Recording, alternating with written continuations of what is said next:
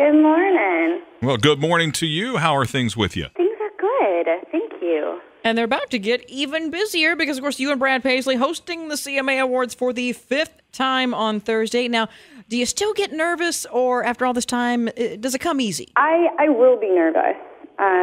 So far, we've been on the road for so long, and it actually took me a while to get into the whole space that the CMAs are actually here. But we've been rehearsing, and we've been having like a ton of meetings and stuff like that. So I'm sure tensions will be high the night of, but we'll be well prepared. Can you let us in on what you have planned for the CMA Awards monologue, or maybe music performance or anything? Well, I will be performing, yes, and we hope to make it a very big, fun, high production performance.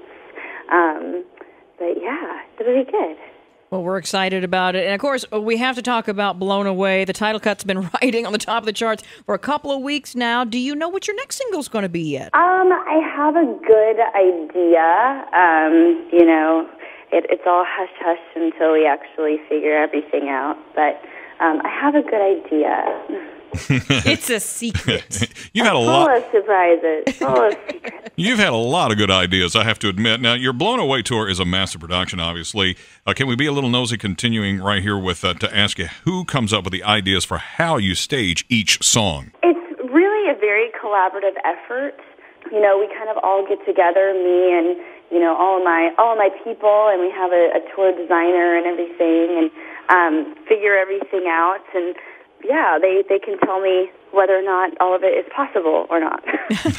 That comes in handy. And, of course, we were lucky enough to have your tour come through Louisville last month, and you made headlines by fulfilling an adorable young boy's wish of you being his first kiss. Was that a big surprise to you when you were on stage? Yeah, I didn't, know that was going to happen, and had a lot of fun with it. Well, you've ruined him for other women, I can tell you that right now. Well, he had the sign, and I was like, okay, either I can address this early and do something, or I'm going to get to just look at this sign all night and not know what to do. So, yeah, he was a good kid. You could just tell that from 2 seconds talking to him. Yeah, when you kiss Carrie Underwood, you can't kiss anybody else after that. Hey, with the hockey season on hold, speaking of a kiss, has Mike been helping you out on the road, or have you found something else for him to do? He's been at home. He still has to train and skate and work out and all that, and that can be a little difficult on the road. Sometimes we're stuck with less than awesome dims to work with. But he's been golfing a lot, and he has come out a couple times for a few days to visit. Well, I'm sure you miss, going to the games and cheering them on, but it's also kind of a blessing in disguise because you've probably been able to spend more time together. That it is. Everything happens for a reason, and I'm not gonna. He's not going to mope around either. They'll play at some point. I just hope they're really, in it by January, because I'll have a little time in January, and I was really hoping to catch some games. No, we got to ask you, though, here, how are Ace and Penny, and by chance, are they on the road with you? They're good. I'm actually surprised they're being somewhat quiet this morning.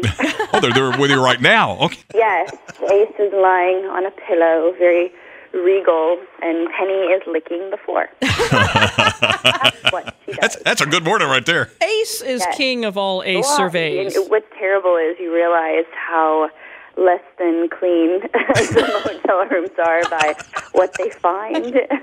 But that's nice because it gives you a slice of home with you, because we're all pet geeks on this show, and I can't imagine being on the road and leaving my beloved pets behind. Yeah, I don't know what I would do. Mike tried to talk me into leaving one of them, and I was like, I'm gonna take one, and I'm gonna leave one here, and I'm gonna split them up, and what? Nope. Not gonna happen. So, were you offered the judge position on American Idol? I think I was one of the only people not asked. They know I'm too crazy busy and have scheduling issues. I don't know if I could do that anyway.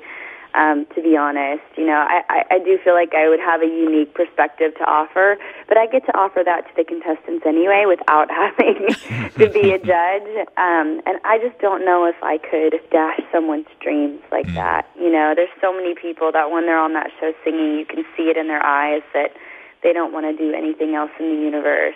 even if they're not so great at it, you know? Right. Well, no matter what, we will have you on TV. You and Brad Paisley again hosting the CMA Awards for the 5th time on Thursday. We can't wait, and we really appreciate you taking the time to talk with us, Carrie. It's an honor. Oh, right back at you. Thank you guys for having me.